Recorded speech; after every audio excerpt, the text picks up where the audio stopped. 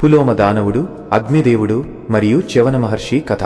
పూర్వకాలంలో గొప్ప మహర్షి భృగువు మరియు ఆయన అతిలోక సుందరమైన భార్య పులోమ ఒక ఆశ్రమంలో నివసించేవారు.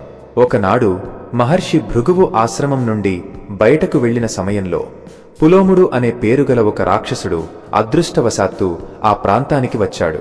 పులోమ అపురూపమైన అందాన్ని చూసి ఆ దానవుడు మోహించాడు. అతిథిగా వచ్చిన ఆ రాక్షసుడిని మర్యాదగా చూస్తున్న పులోమతో ఆ దానవుడు ఇలా పలికాడు: బాల్యంలోనే నేను నిన్ను నా భార్యగా భావించాను, ఇప్పుడు నువ్వు నాతో రావాల్సిందే. దానవుడి మాటలకు ఆగ్రహించిన పులోమ అతని వాదనను రుజువు చేయమని సవాలు చేసింది. అప్పుడు దానవుడు తమ వివాహానికి సాక్షిగా అగ్నిదేవుడిని పిలిచాడు.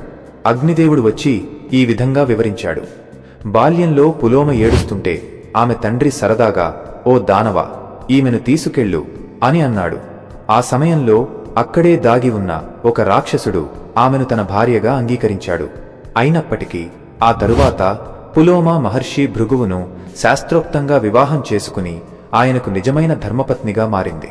అగ్నిదేవుడి సాక్ష్యాన్ని విని మరింత కోపోద్రిక్తుడైన ఆ దానవుడు బలవంతంగా పులోమను అపహరించుకుని పారిపోసాగాడు. దానవుడు పారిపోతున్న సమయంలో పులోమ గర్భంలో ఉన్న శిశువు దైవశక్తితో ఆమె గర్భాన్ని ఛేదించుకుని బయటకు వచ్చాడు.